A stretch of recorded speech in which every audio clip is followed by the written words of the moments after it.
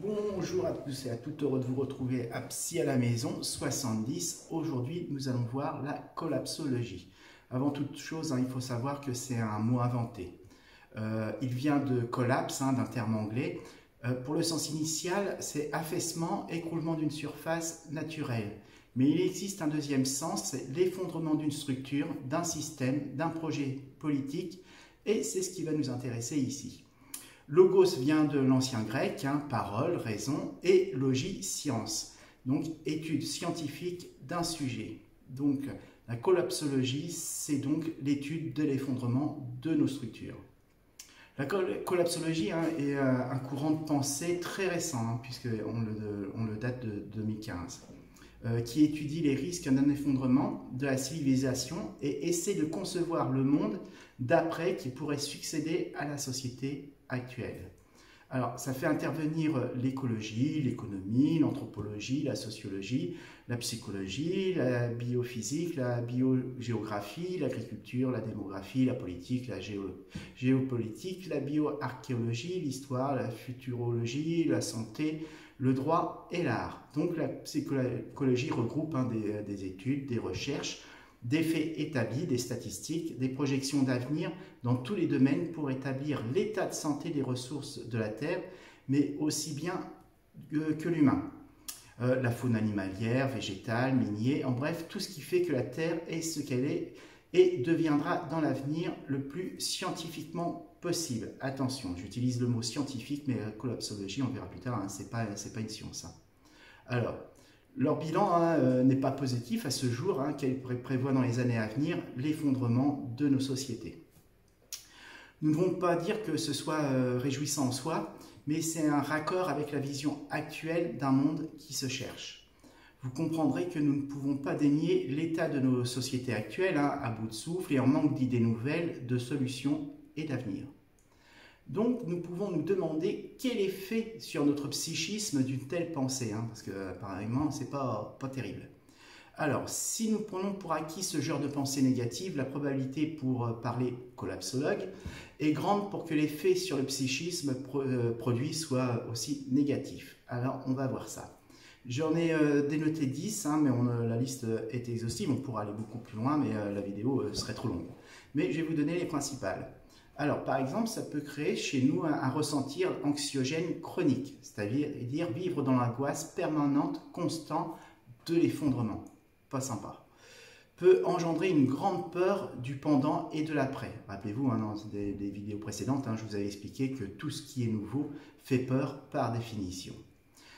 Troisièmement, le risque majeur de déviance de comportement. Exemple, ne plus vouloir se reproduire, puisque le monde s'effondre, puisque j'anime le monde, etc. Je vais me faire stériliser. Développement de comportements violents, perte de repères spirituels, renfermement sur elle de communautés entières, décompensation, désocialisation. En 4, on pourra parler de naissance de dépression nouvelle due à cet état. Alors, le risque de renfermement sur soi, développement de mélancolie forte, perte du goût de vivre, incapacité de se projeter dans l'avenir. Culpabilité, on va se culpabiliser de ce qui arrive, engendré par le mal-être de se sentir responsable de tout ce qui pourrait advenir. Quel monde je vais laisser à mes enfants, à mes petits-enfants, est-ce qu'ils vont survivre, etc. Est-ce que ça vaut la peine, etc. C'est exactement ça, et on se culpabilise à fond. Vision irréversible d'événements non advenus ancrés. Prendre pour acquis quelque chose qui n'est pas encore là, mais qui pourrait advenir. C'est-à-dire se persuader soi-même que ça ne peut pas se passer autrement. Perte de la résilience. La résilience, je vous laisse aller sur la vidéo de Psy à la maison qu'on a fait dessus. On va le passer vite fait. Alors, perte de confiance en nous et en nos institutions. Je ne vais plus avoir confiance en moi, et évidemment, pour avoir confiance dans les autres, ça va être difficile, et encore plus difficile dans mes institutions, qui ont fait que le monde va s'écrouler. Aliénation mentale de grande ampleur, donc là je m'arrête à 10 exemples, mais on pourra aller beaucoup plus loin. Ce tableau noir ne prend pas en compte la capacité humaine à s'adapter aux changements, aussi soit-il. Alors on peut avoir une autre vision de ça, là je vous ai donné la vision catastrophique psychologiquement. Donc on peut se dire, mais on peut très bien prendre ça différemment. Oui, effectivement, et là j'ai noté aussi 10 exemples. Pardon. Alors, prise de conscience collective. On peut tous se dire, bah là, ça va pas, on va sur la mauvaise route, on va changer ça. Changement de comportement de masse vis-à-vis de la biodiversité, de l'environnement, hein, ça rejoint un petit peu le 1, mais là, ça sera plus communautaire, plus général. Recherche de solutions scientifiques par l'innovation, bah oui, hein, on va pas devenir idiot parce que le monde s'effondre, hein, on aura toujours des gens intelligents pour trouver des solutions technologiques nouvelles. Hein. La recherche qui permettra de s'adapter à notre nouvel environnement. Nouvelle vision de nos sociétés, hein, spirituelles, politiques et des rapports humains. On peut s'adapter. Émergence de nouvelles pensées, hein, idées pour s'adapter à l'après, ne pas rester sans rien faire et attendre, d'accord? C'est ce que je disais un petit peu ultérieurement, hein, on ne va pas devenir idiot du jour au lendemain. L'être humain a cette capacité d'adaptation, donc on va s'en servir, on va faire bouger nos neurones.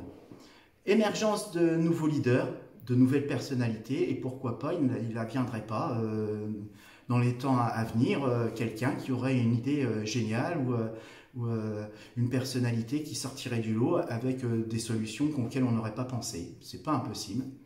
Faire le deuil de l'ancien monde pour mieux s'adapter au nouveau, on peut faire ça aussi, hein, c'est pas de la résignation, c'est aussi de l'adaptation. C'est-à-dire que le monde que j'ai connu hier, il va changer et je vais m'adapter, hein, c'est un peu ce qu'on fait actuellement avec le Covid, hein, on s'adapte. Trouver de nouveaux repères sociétals, hein, trouver un nouveau mode de société et de communication, et tout ce qui va avec. Confiance en l'instinct de survie de l'être humain, ça c'est important. Sa capacité d'acculturation, il ne faut pas oublier, hein, on s'acculture facilement nous les humains, on s'adapte à notre environnement et à la nature et accepter de ne pas être des dieux, c'est-à-dire prendre leçon de ce qui s'est passé dans le passé et ne pas les refaire, d'accord, pour prendre un meilleur schéma, changer de schéma de l'être humain, de l'univers, de la Terre, voilà. Alors, vous prenez donc en conscience que tout dépend de la position dans laquelle on est. Hein. On adopte différentes positions. Si je prends une position négative, c'est sûr que je vais voir tout négatif. Si j'adopte une position positive, là je vais avoir un panel en moi de résilience, de force de vivre qui vont faire que on va pouvoir changer le monde. Alors, les collapsologues, puisqu'il faut en parler un petit peu, hein, ils sont gentils parce qu'ils prennent plein de statistiques, plein de chiffres, plein d'études, hein, c'est fait sérieusement, hein, c'est les gens qui sont collapsologues, c'est des gens qui ont fait des études, hein, généralement des études supérieures, ils sont scientifiques dans l'âme, mais ce n'est pas une science. Et je pense qu'on ne peut pas juger de l'avenir sur le passé. D'accord ? On peut prendre les erreurs du passé pour ne pas les refaire, c'est évidemment super mieux, mais on ne peut pas s'arrêter là. Et il y a un autre facteur qu'on a vécu dernièrement, que les collapsologues n'ont pas pris en compte, et je trouve ça très dommage. C'est le facteur X. Hein. Le facteur X, c'est l'élément auquel nous n'avons pas passé, qui nous échappe, que nous ne pouvons pas prévoir. Exemple, hein, la collapsologie n'avait pas prévu le Covid-19 et ses conséquences. Pas du tout. À aucun moment, ils nous ont parlé que pouvait arriver une grippe, une certaine grippe, et que cette grippe-là mettrait à l'arrêt le monde entier. Pas du tout. Et si on reprend le cas du Covid, qui est intéressant, à l'heure d'aujourd'hui, bon, c'est difficile, c'est pas facile, on se bat, c'est nouveau, hein, tout ce qui est nouveau nous fait peur et qu'il faut trouver de nouvelles solutions, mais on est toujours là, le monde ne s'est pas écroulé, il continue, il va continuer différemment, mais on va s'adapter. Donc, voilà. Ils oublient aussi, la collapsologie, la possibilité d'avoir de nouvelles technologies révolutionnaires qui remplaceraient l'énergie fossile, par exemple. L'émergence d'une personne, d'une pensée qui pourrait changer la conception du monde. Ça, c'est possible. On ne sait pas, on n'a pas de boule de cristal. Hein. Et surtout, aussi, un élément important, la capacité de la Terre à s'auto-réguler. Peut-être que l'être humain va disparaître, je ne sais pas, je ne suis pas devin. Mais ce qui est sûr, c'est que la Terre, elle sera encore là après nous. Elle fera différemment, elle va se faire autrement. On l'a vu dans le passé avec les dinosaures, on l'a vu dans le passé sur certaines civilisations qui ont disparu et ce n'est pas été la fin du monde. Alors, la fin du monde, ça a toujours été quelque chose qui a passionné les êtres humains, hein, parce que ça fait peur, on ne sait pas, hein, au même titre que la mort, on ne sait pas. Donc, ça amène beaucoup de questions. Et rappelez-vous, tout ce qu'on ne connaît pas nous fait peur. Donc, évidemment, ça nous intrigue et on aurait tendance à aller dans des mauvaises choses. Il y a un autre aspect de l'être humain qu'ils ont oublié, les collapsologues, psychologiquement, c'est que l'être humain a toujours cette possibilité de voir le monde de façon négative, par instinct grégaire, par esprit de survie. On a tous cette tendance-là à ne voir que le négatif. Mais le problème de voir tout en négatif, c'est qu'on ne voit pas tout ce qui est positif. Par exemple, un bon exemple, c'est que oui, il y a encore des guerres aujourd'hui, mais elles sont beaucoup, beaucoup moins meurtrières que le siècle dernier. D'accord ? La population sur la Terre meurt moins de faim que les siècles derniers. C'est pas, je ne dis pas que c'est le paradis sur Terre, hein, pas du tout. Mais c'est des choses qu'il faut prendre en compte. Et surtout, notre capacité d'adaptation, d'acculturation. L'homme, il ne se laissera pas mourir. Peu importe ce qui se passe, il ne se laissera pas mourir. Et on refera autre chose. Il y a une nouvelle civilisation, une nouvelle économie, une nouvelle façon de penser, de parler, d'échanger, de cultiver. Et il faut garder confiance en l'être humain, c'est très important. Donc voilà. Donc c'était pour vous dire que la collapsologie, rappelez-vous, c'est pas une science, hein. C'est une pensée. C'est une pensée comme une autre. Et que la pensée, elle se change avec le temps. Ce qui est vrai aujourd'hui ne sera pas vrai demain. C'est faux. D'accord ? Personne ne peut le dire. Personne n'est devin. Je ne peux pas vous dire ce qui sera fait de monde demain. S'il sera meilleur ou pire, j'en sais rien. Personne ne peut le faire. Voilà. Donc rassurez-vous, apprenez à prendre du recul. Voyez pas tout ce qui est noir. Prenez aussi ce qui est bien. Vous verrez, la vie, elle va changer. Et n'oubliez pas, c'est notre position de pensée qui fait que nous sommes. C'est-à-dire que si je ne perçois des choses négatives, je vais faire les choses négativement. Si je les perçois positives et que je ne lâche pas, le monde il va être meilleur, croyez-moi. Voilà, j'espère que ça vous a intéressé cette petite vidéo sur la collapsologie. Hein. À l'occasion, sur des thèmes comme ça, j'en referai. La prochaine vidéo, je pense que je vais faire sur la décorporation par rapport à la vidéo précédente DN2 et NDI.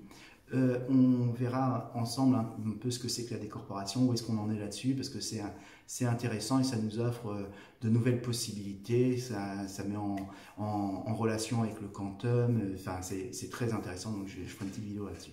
J'espère que la vidéo vous a plu, qu'elle vous a rassuré, hein, ne voyez pas tout en noir, ça ne sert à rien. Il vaut mieux être positif et avancer que négatif et rester là où on est. Voilà.